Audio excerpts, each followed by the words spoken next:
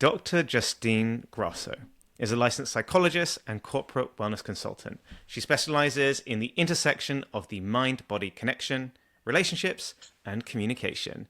She is particularly passionate about teaching the neurobiology of stress so that people can better understand themselves to succeed in their relationships and their careers. She teaches this through courses and through Instagram, where she has cultivated a community of 89,000 followers, as well as running her own practice. Give her a follow on Instagram at Hey Dr. Justine. And hey, Dr. Justine, welcome to the show. Hi, Tim. Thanks for having me. I'm so glad that we're doing this. I've been following your content on Instagram for a while. I always find it uplifting, relaxing, and now I get to bring you to the coupley community. So thank you so much for joining us. I'm really glad to be here, and I'm glad you find everything so uplifting. I really work hard to make sure that I take the shame that is so inherent to mental health and wellness out of the equation. And so I'm glad that's coming through as uplifting.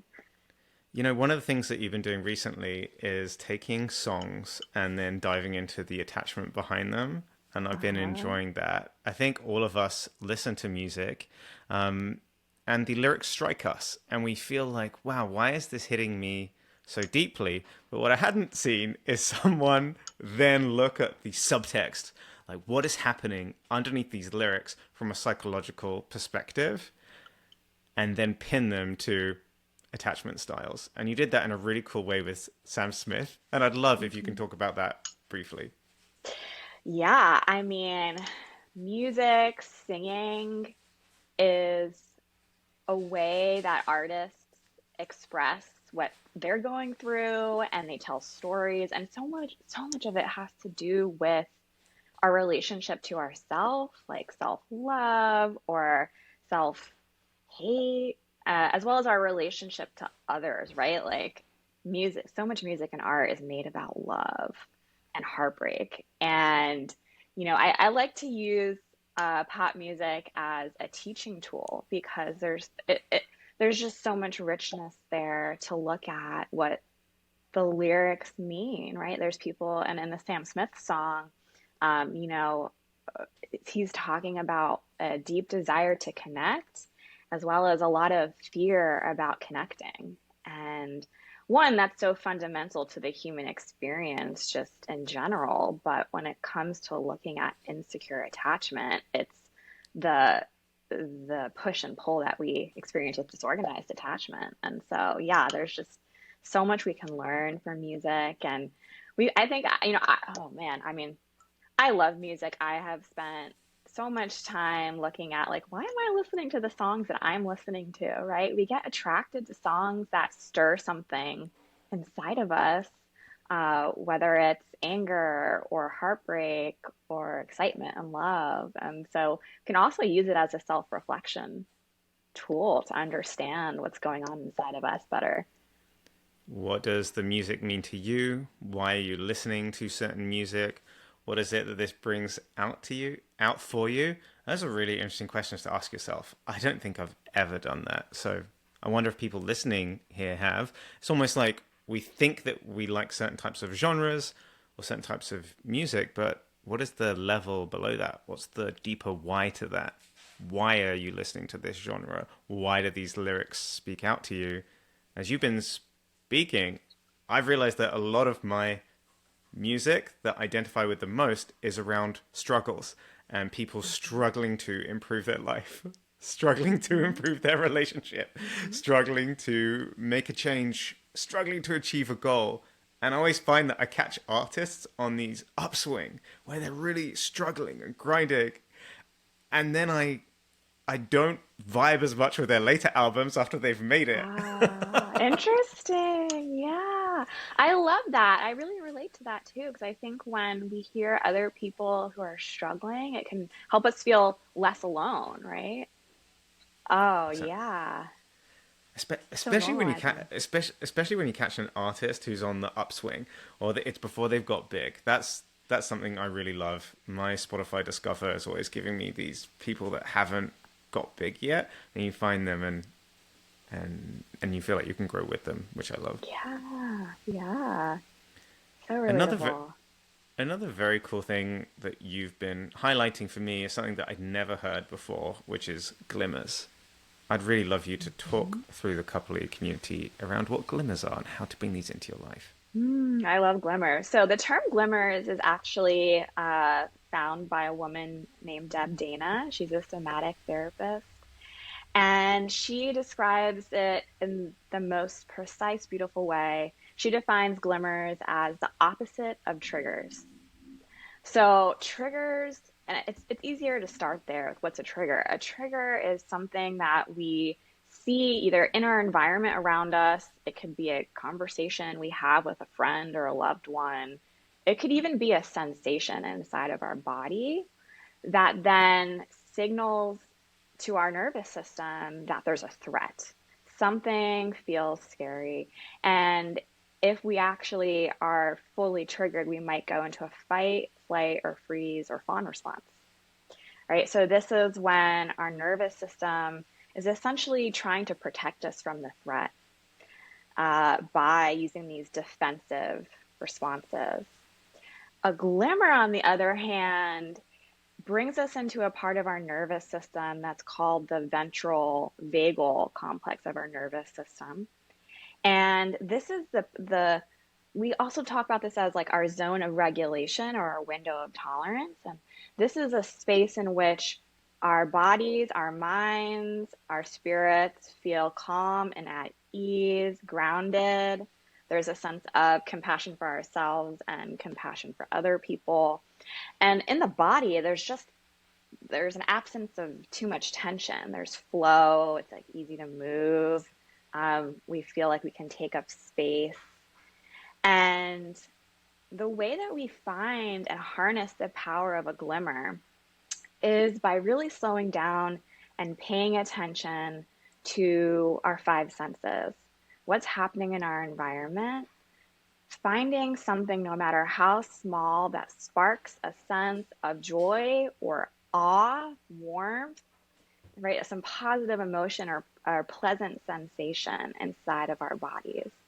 And it's really important to pay attention and actively look for glimmers because the way our nervous system works is that it's constantly scanning for threat in our environment. This is just a part of our brain that has adapted to try to ward off threat and danger. So we need to, and especially if we have a history of trauma or anxiety or depression, we really need to intentionally and proactively look for things that spark a sense of calm and joy. That could be as simple as noticing a bird, the sound of a bird. It could be seeing someone smile, right? Like I don't growing up in the Northeast and like growing up around New York, a lot of times people don't make eye contact, let alone smile at each other, right? But Same in London. yeah, right. And I live in North Carolina now, and so there's a little bit more eye contact, I think, and warmth. That's just like cultural. But yeah, right, like connecting with a stranger, a small act of kindness, right? Like someone opening the door for you. It could be the feeling of wind on your skin. It could be seeing like a beautiful flower. Just anything that sparks a sense of awe. It's like, wow, this thing is beautiful, or I feel connected. And the goal is to actually really notice the sensations in your body because these are sensations that are signaling safety and ease.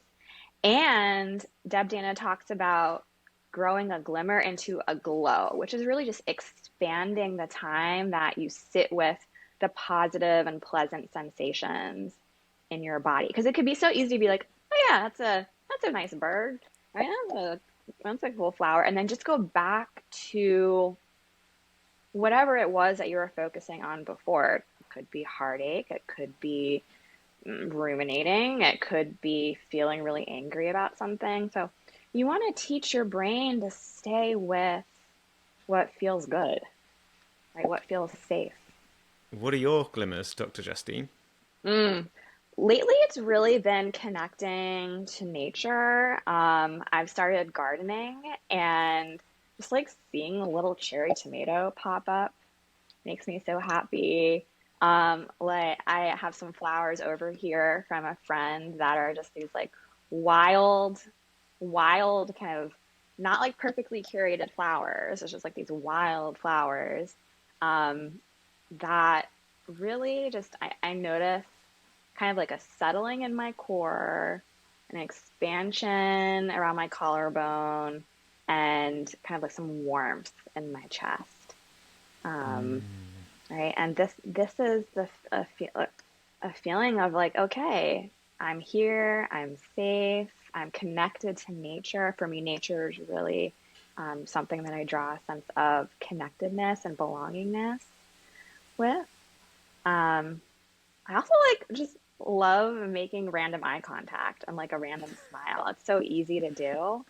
And just to Nice. acknowledge other human beings and be like, yeah, like, Yeah. hi, I see you. We're in this together, even though I don't know anything about you. Yeah. That's really nice. I'm trying to think what my glimmers are. I feel like, and maybe I'm getting it wrong, but I feel like the moments where I've been finding peace recently is I've been doing a bit more running, and Hmm. when I'm out on a run, I'm finding myself like I can't be contacted. I am just doing the run. It's me. It's the pavement. It's my favorite Hmm. songs, and it's I'm completely unreachable because like my phone is in my pocket. You don't really check your phone while you're running. Right. My music is on, and I've been finding that being a really calming experience and a really connecting experience to the things around me, especially if I Mm-hmm. go a little bit earlier in the morning before the rest of the world has woken up. Is that a Hmm. glimmer or is that just runner's high? I think that sounds like a glimmer to me. Absolutely. Yeah, like you're feeling your feet on the pavement, right? You kind of are connected to your body, you're connected to your surroundings. If you have, music on, yeah, absolutely. Anything that is feeling grounding and calming and joyful. Um, as I'm talking, I also wanted to mention the concept of relational glimmers. I think Yes. your community would really appreciate this. This is looking for moments of reparative relationship experiences, and it is crucial to healing attachment trauma, betrayal trauma, any sort of like relational abuse. An example of this is so, say you grew up or say you had a past relationship where no one asked how you were doing or feeling, or no one apologized. Because we miss those experiences as kids or even as adults in an unhealthy relationship, it could be really easy to not pay attention to that now in our current relationships.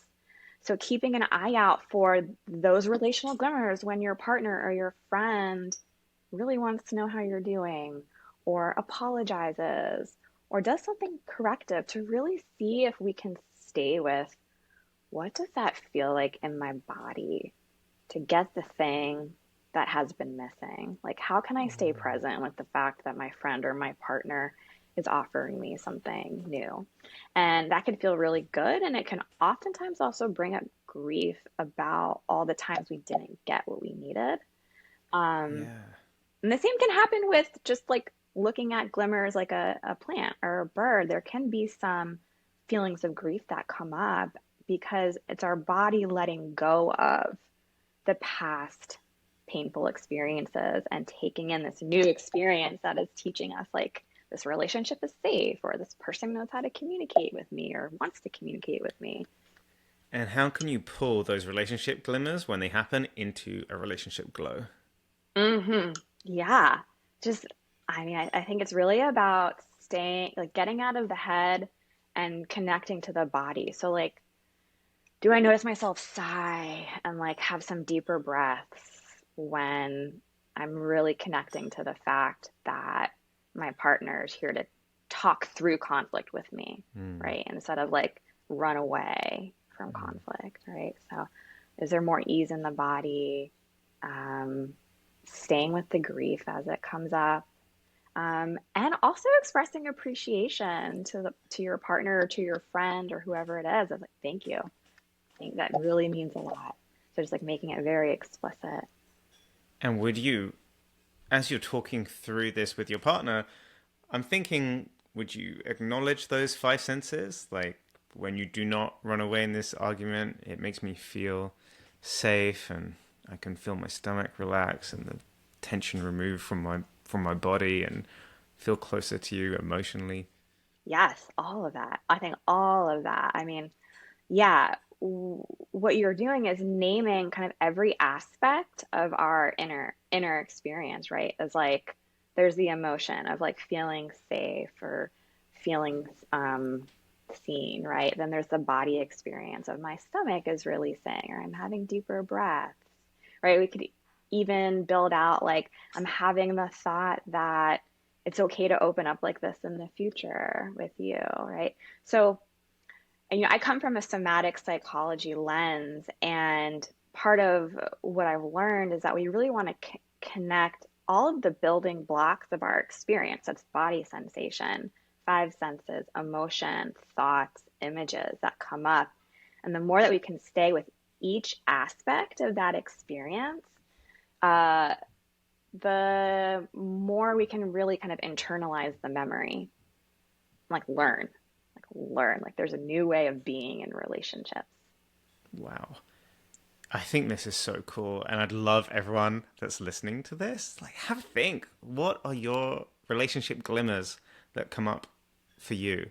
I'm thinking of some of mine recently. This weekend, we celebrated my girlfriend's birthday, and me Mm. and her family, we went to a water spa. And this spa was very different because it had a strict silence policy. And my girlfriend's family is very loud. They're always cracking jokes. They're a little wild. And the couples all had to be silent. And it was our first time that we'd been silent together. And it was Wow. beautiful because we hung out in silence. We did the spa circuit in quietness. And the couples just kind of spent some time holding hands, cuddling up. We were doing things together, but it was still quiet and calm, and it was such a good time to completely disconnect and completely relax. But it was definitely a glimmer to glow moment, I felt like, because we were just hanging out in a brand new way and connecting in a new way. It was awesome. Yeah, that sounds amazing. Oh, we don't need words to connect. No, we don't. Yeah. That's very, very cool. For those who aren't familiar, even though we're 17 minutes into dancing around it, what does semantic psychology, semantic therapy mean? Because I am very much so aware that I wasn't familiar with this term as I started getting into this space, and I bet a bunch of the coupley community are like, "Wait, I've heard this word a few times. What does this mean?" Right. Yeah. So the word somatic comes from the root soma, which refers to the body.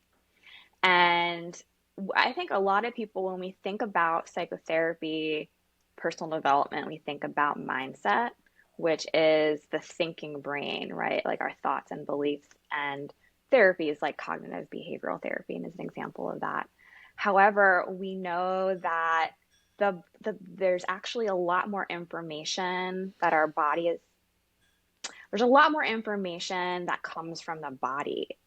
It goes from like our muscles and our fascia and our skin and our five senses from our environment inwards, as opposed from the head making sense of our environment.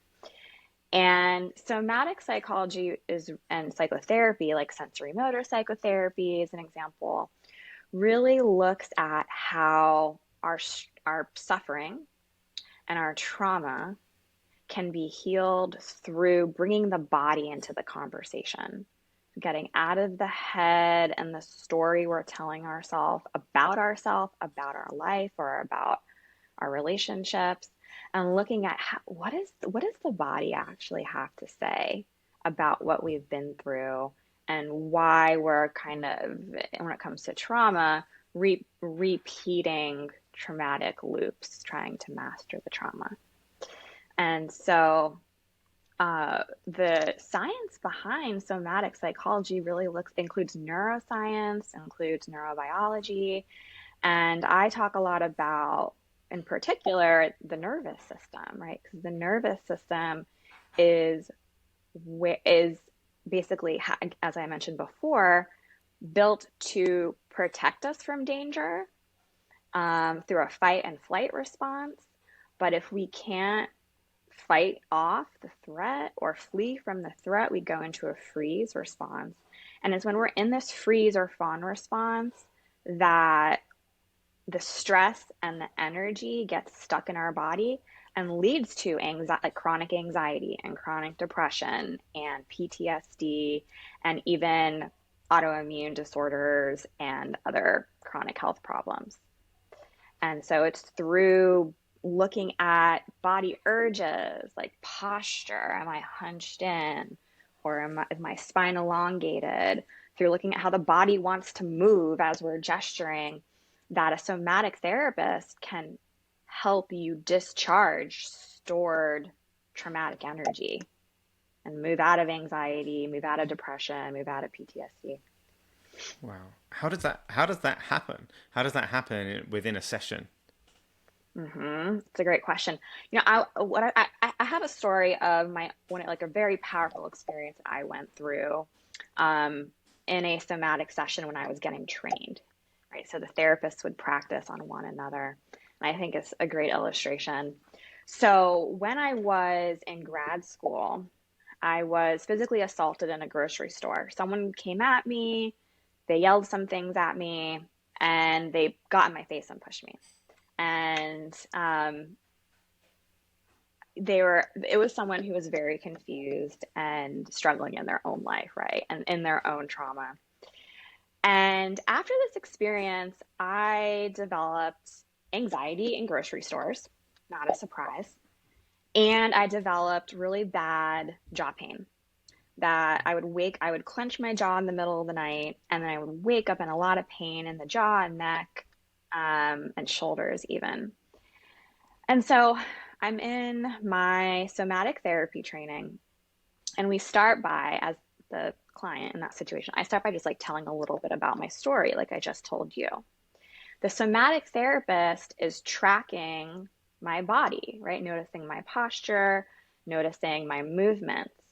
And at the time, she noticed that as I was talking, I kept going like this, right? So there's this hand movement coming up, right? And so the somatic therapist invites the client to kind of pause the story and to bring awareness to their own movement and body sensation, right?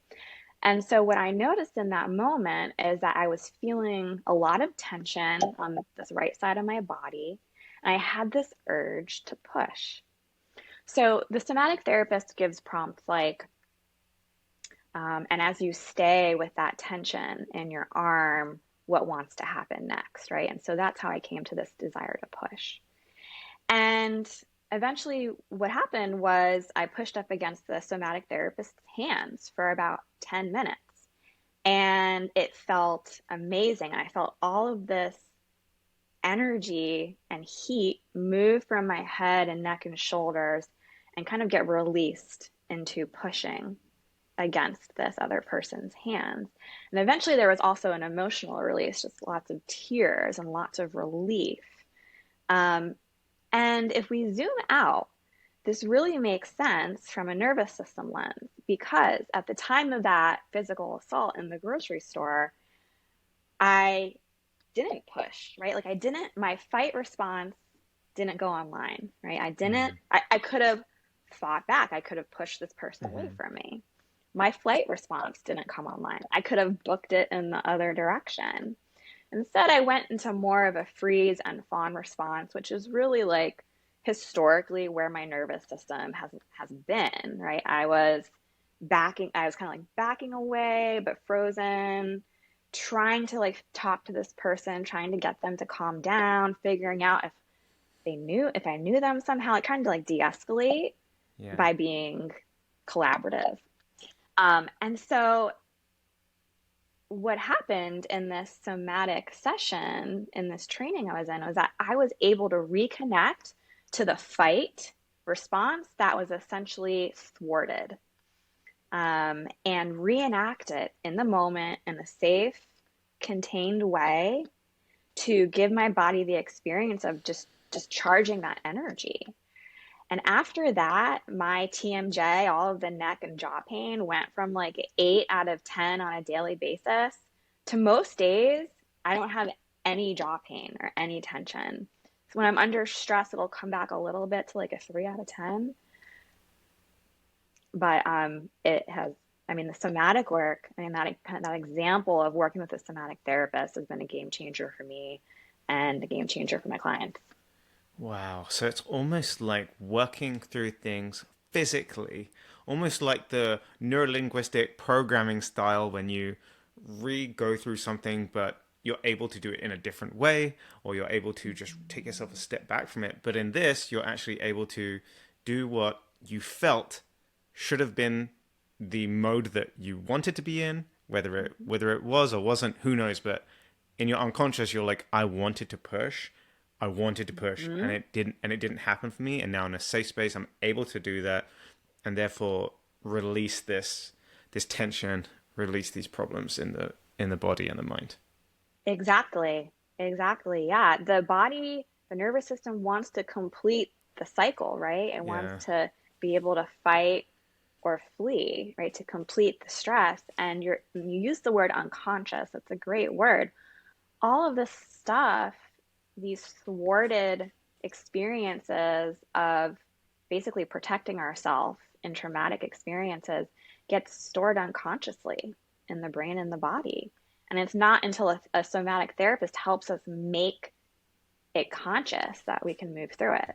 Like I have no doubt that when I would tell that story to other cognitive therapists or even to friends, right, that I was having these movements and these Mm. urges, but we're not trained, unless you have somatic training, you're not really paying attention to the Mm. body. And you touched on freeze and fawn. I'd love to hear Mhm. more about just how your nervous system, the other ways that our nervous system responds to stress, and also how these might show up in relationships. Yes. So, right. So, a really nice heuristic for this is the polyvagal ladder. Polyvagal theory is coined by Stephen Porges. The idea here is that there's a hierarchy to our stress response, right? The first thing we try to do if there's some perceived threat is try to like befriend the threat, right? This is like or ask for help. We use our social skills, right? And we yell for help or we try to befriend the person.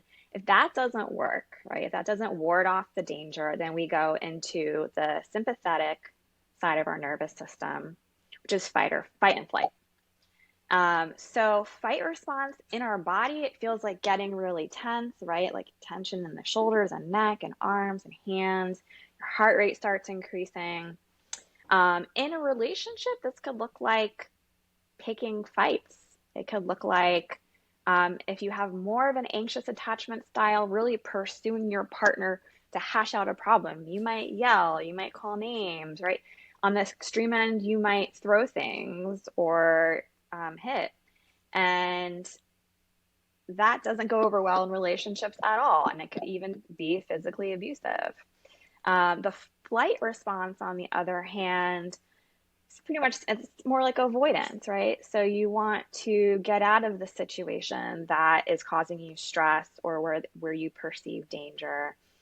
And the flight response also can feel like rumination, like really getting into our heads and ruminating about something that happened or worrying about something that might happen in the future, right? So it's like escaping by going up into our head and staying kind of in this like fantasy zone. Um, it could look like avoiding conflict, like avoiding healthy communication. And so, if fight and flight don't get us away from the stress or the danger, then our nervous system goes into freeze and fawn, which is kind of a subtype of freeze. So, in a freeze response, we might feel depressed, right? This is really like classic depression where we are disconnected from a sense of like pleasant feelings. It's hard to connect to glimmers. Might feel numb, shut down, dissociated. kind of like foggy or hazy, might stay in bed, have very, very low energy. Um, People who are in more of a freeze response in relationships tend to have more of the avoidant attachment style, right? Like talking about emotions can flood them, can be very Yeah. overwhelming, And does it and you go go into, from one to the next? So does it go from flight to freeze? Is that the does it have to go that way, or is this in a quadrant and you can go directly from sort of being triggered straight into freeze? Or does it typically go from flight, get me away from this, to I can't get away from this, I'm completely shut down, emotions are gone, the fog is there, eyes are like looking like that, you're not connected? yeah, it's a really good question. It really depends on the person and their history of how relationships have gone for them, their trauma history. It's kind of like how sensitive a nervous system they have, if they're stressed that day. In a kind of like healthy, flexible nervous system, there is that kind of hierarchy that happens. Mm, However, if we've experienced attachment trauma, right, or other types of trauma, it's possible that we just skip right past fight right. and flight and go right into a freeze and dissociation. Got it. Yeah. Thank you. Yeah, it's a great question. I mean, and it really points to the importance of learning how to track our own nervous system and track our own patterns and figure out kind of what somatic regulating skills are going to be helpful for us, because what works for someone else isn't necessarily going to work for us. And fawn is the last one. And this is one which I Yeah. hadn't heard of before I met you. So I'd love to hear more about fawn. And I have a horrible feeling that this is also one that I might fall into more than I want to admit as well. So I'm curious to hear more. Well, welcome to the club. There's no shame. I mean, one of the thing that I want everyone to take away is that our nervous system habits are really just our nervous system trying to protect us. It doesn't mean we're doing anything wrong or bad, right? There's no shame there. And yeah, I am most inherently uh, prone to fawning historically. So fawning is essentially another term for people pleasing, codependency, where there is a loss of self or deprioritizing our own wants and needs, preferences in order to cater to someone else. And oftentimes this looks like wanting to avoid conflict, there's a lot of fear in our nervous system with fawn about hurting someone else's feelings, disappointing someone, and I think it most fundamentally comes down to a fear of loss of connection, of losing the friendship or the relationship. And for someone who's in a fawn, they might have trouble saying no to people's requests, right? It could even feel impossible to like say, hey, I need some time to think about that. Let me get back to you. Or I need to check in with myself. Let me get back to you. And so people who are fawning usually put a lot of attention on other people, making sure they're comfortable, they're happy, they're getting their needs met. Maybe we're over committing to plans, overextending ourselves. And the downside of this is that we can really build up resentment. And I've learned firsthand that growing resentment erodes relationships from the inside out, right? And I think if someone hears this and they're hearing these signals that they might be fawning, it's really worth thinking about the toll it could take on our friendships and relationships, right? Because if we're building up resentment, the resentment is going to come out some way, right? It can come out as passive aggressiveness, it could come out as an explosion at some point, right? Like yelling at someone when you the final straw or whatever the phrase is, like you Yeah. final Straw that broke the camel's back. straw that breaks the camel's back. Yeah, right. Um, and really the antidote for fawning is one, grounding yourself, learning how to ground yourself when you start feeling the fear and the dissociation that can come with fear, right? But also getting in touch with healthy anger. That's the healthy fight response, right? This which you can also think about as assertiveness, right? So learning Mm. how to ground yourself and get in touch with healthy anger, like when a boundary is crossed, right? Or when someone hurts your feelings, is having the courage to have a conversation about your feelings being hurt, or having the courage to ask for what you really want in a relationship. And that's not easy. So, That feels scary because sometimes you feel like if you ask for what you really want, then if the other person says no, especially if they're more on the avoidance side or the fearful avoidance side, sometimes those types of characters are looking for the no's are really big to them. They feel bigger mhm, to them than maybe even to you. So you're asking for something, you're asking for your needs to be met. They say no. mhm, Now that becomes a relationship issue, and your default way of dealing with it is to go back to fawning, but you've instead got to be a little bit more secure, a little bit more assertive, and sort of stand in it and deal through this conflict with your partner and hope that they can mhm, keep their seat at the table as well. It is, yeah. I mean, the fact of the matter is, it might not go well. We might get a no when we start asking, sharing our wants and sharing our needs. And so, I mean, that also gives us information about the capacity of the relationship, right? It might be if our partner can't meet that need, it might be an invitation to meet that need ourselves in some Mm. other way. Fawns are largely just unaware of their needs. And so even the process of being like, oh yeah, like I can want that thing. Like it's okay to have a need for emotional support, or it's okay to say no. Like even just the process of discovering these things about ourselves is a great place to begin, right? And it's really the starting place is to own our wants and needs and then see who in our life can help us meet them, even if we can't get them met all the way. Beautiful. So, Dr. Justine, I'd love to hear more about what you have coming up this year, where Mhm. people can reach you as well. Right. So the easiest way to find me is on Instagram and TikTok at Hey Dr. Justine. My website is drjustinegrosso.com.